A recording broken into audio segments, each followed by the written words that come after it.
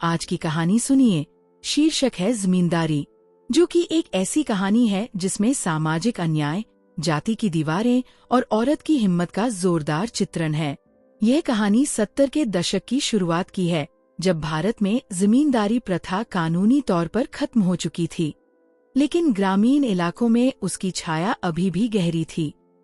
जगह है गोंडा, उत्तर प्रदेश का एक छोटा सा जिला, जहां खेतों की हरियाली के पीछे छिपी थी गरीबी, शोषण और जाति का जहर।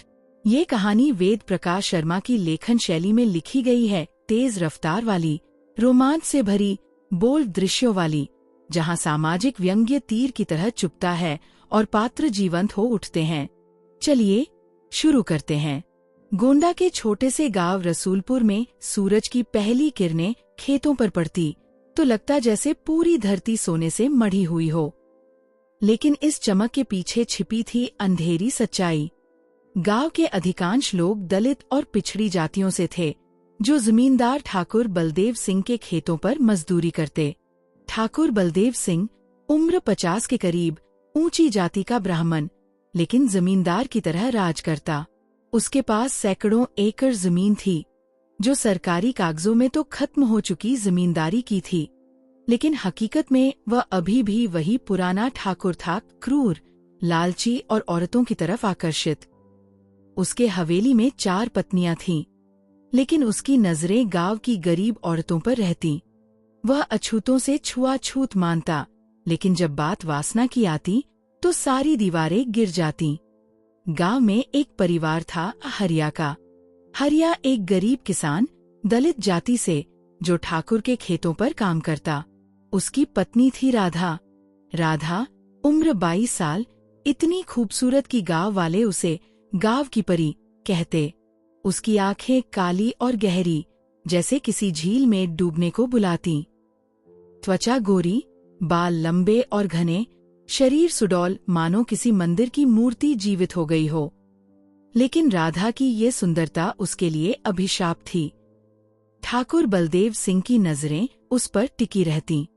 वह अक्सर खेतों में आता और राधा को घूरता, जैसे कोई शिकारी अपने शिकार को नाप रहा हो। एक दिन की बात है, 70 के दशक की शुरुआत, 1971 का साल। फसल अच्छी हुई थी, लेकिन ठाकुर ने लगान की मांग दोगुनी कर दी। यह मेरी जमीन है, वह गरजता। लगान न दो तो फसल जब्त। लेकिन असली सच्चाई ये थी कि लगान न देने वालों के परिवार की औरतों को सजा मिलती, पर वे ऊपरी शरीर नंगे रखकर गांव में घूमती, ताकि सबके सामने अपमान हो। ये पुरानी जमींदारी की क्रूर प्रथा थी, जो कानून के बावजूद चुपके से चल रही थी। कई औरतें इस अपमान से गुजरी, कुछ ने आत्महत्या कर ली, लेकिन ठाकुर का टेरर जारी रहा। हरिया की फसल अच्छी थी, लेकिन लगान देने लायक पैसा नहीं। वह ठाकुर के सामने गिड़गिड़ाया, हुजूर, थोड़ा समय दीजिए। ठाकुर हंसा, समय? तेरी बीवी राधा को भेज, समय मिल जाएगा। हरिया का खून खौल उठा, लेकिन वह मजबूर था। राधा ने सुना तो उसका दिल टूट गया, लेकिन वह चुप रही। शाम को ठाकुर के आदमी आए, हरिया को पीटा और कहा, कल तक लगान, वरना राधा को नंगे ऊपरी शरीर से गांव घुमाना पड़ेगा। रात भर राधा सो नहीं सकी। वह सोचती रही, ये समाज कैसा है।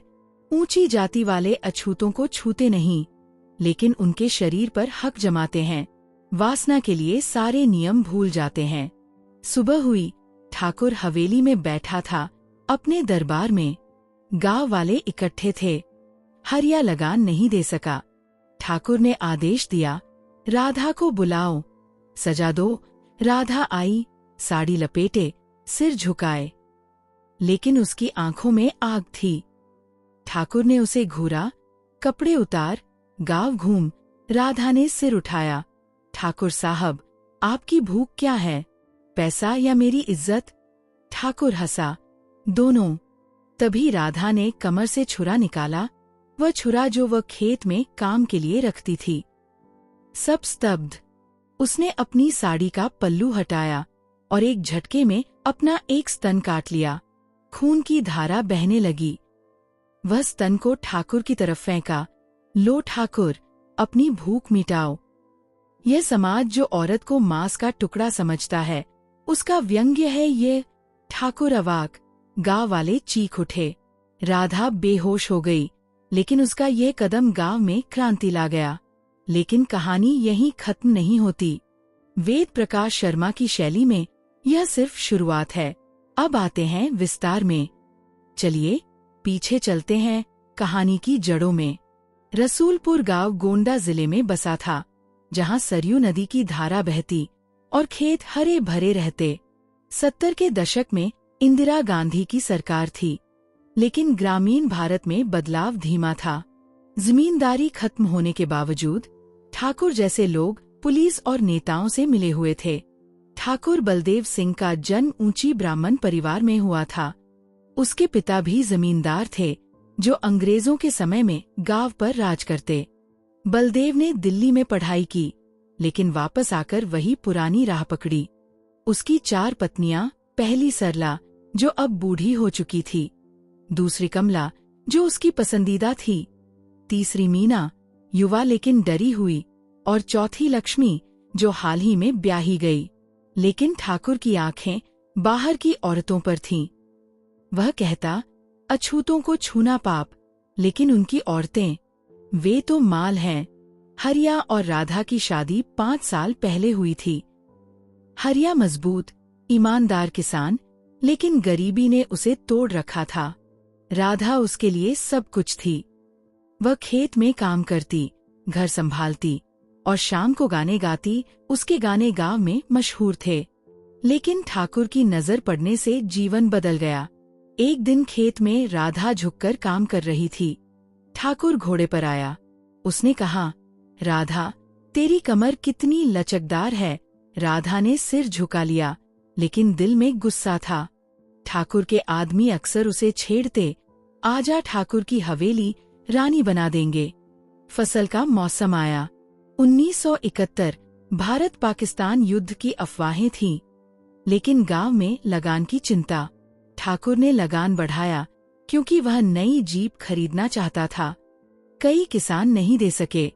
पहले शिकार हुई सीता, एक विधवा, उसने लगान नहीं दिया, तो ठाकुर ने सजा दी, ऊपरी शरीर नंगे रखकर गांव घुमाया।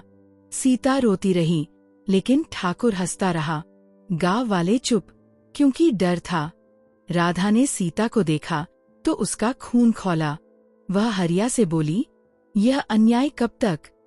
हरिया ने कहा, चुप रहो, ठाकुर से पंगा मत लो। लेकिन ठाकुर की वासना बढ़ती गई। वह रात को हवेली में शराब पीता और राधा के बारे में सोचता। एक रात वह हरिया के घर पहुंचा, नशे में। हरिया, तेरी बीवी को दे दे एक रात। हरिया ने लाठी उठाई, लेकिन ठाकुर के गुंडों ने उसे पीट दिया। राधा बाहर आई। ठाकुर, शर्म करो। ठाकुर ने उसकी कलाई पकड़ी। शर्म? तेरे जैसे अछूत की औरत से। राधा ने झटका दिया। अछूत? लेकिन तुम्हारी आंखें क्यों फिसलती हैं? ठाकुर चला गया, लेकिन बदला लेने की ठान ली। अगले दिन लगान की मियाद खत्म। हरिया के पास पैसा नहीं। ठाकुर ने बुलावा भेजा। गांव का मैदान, जहां सब इकट्ठे। ठाकुर सिंहासन पर बैठा, गुंडे चारों तरफ। राधा आई, साड़ी में लिपटी, लेकिन आंखें निडर। ठाकुर ने कहा, कपड़े उतार। राधा ने कहा, ठाकुर, तुम्हारी भूख क्या है? मेरे शरीर का मांस। ठाकुर हंसा, हाँ, दिखा अपनी खूबसूरती। तभी राधा ने छुरा निकाला। एक झटका और उसका बायां स्तन कट गया।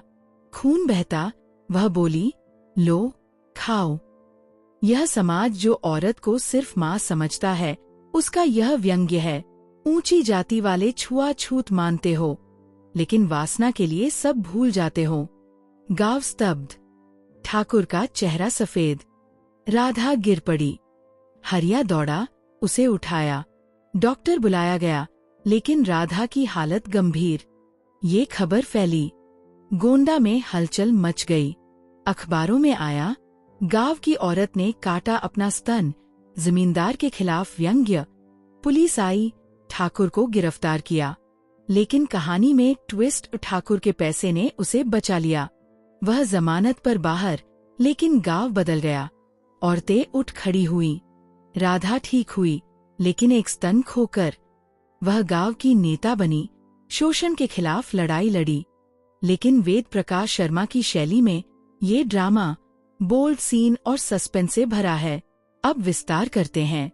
राधा का बचपन। वह पैदा हुई 1949 में, आजादी के 2 साल बाद। उसके पिता मजदूर थे, माँ खेत में काम करती। राधा बचपन से खूबसूरत, लेकिन जाति के कारण अपमान सहती। स्कूल में ऊंची जाति के बच्चे उसे छूते नहीं, लेकिन राधा पढ़ती, किताबें चुराकर। वह जानती थी इतिहास कैसे जमींदार औरतों का शोषण करते। शादी के बाद हरिया से प्यार। उनकी पहली रात। Bold scene. राधा शर्माती, हरिया उसे चूमता, तू मेरी रानी है। वे एक हो गए, प्यार की आग में जलते। लेकिन गरीबी ने सुख छीन लिया। ठाकुर की नजर पड़ने से पहले एक दिन बाजार में ठाकुर ने राधा को देखा। वह साड़ी खरीद रही थी। ठाकुर ने कहा, यह साड़ी तेरे शरीर पर अच्छी लगेगी। राधा ने अनदेखा किया, लेकिन ठाकुर ने गुंडे भेजे जो उसे छेड़ते। फिर लगान की कहानी। ठाकुर की हवेली में रातें। वह कमला को बुलाता, उसके शरीर से खेलता, लेकिन मन में राधा। एक सीन। ठाकुर नंगा, कमला को मारता, तू राधा जैसी क्यों नहीं? कमला रोती, लेकिन मजबूर। राधा के काटने के बाद अस्पताल में डॉक्टर कहता, बच गई, लेकिन घाव गहरा। राधा जागी। मैंने समाज को आईना दिखाया। गांव में आंदोलन। औरतें ठाकुर के खिलाफ। ठाकुर ने साजिश रची हरिया को मारने की, लेकिन राधा ने बचाया। क्लाइमैक्स में ठाकुर और राधा का आमना सामना। ठाकुर पिस्तौल निकालता, राधा कहती, मारो, लेकिन सच्चाई नहीं मरती।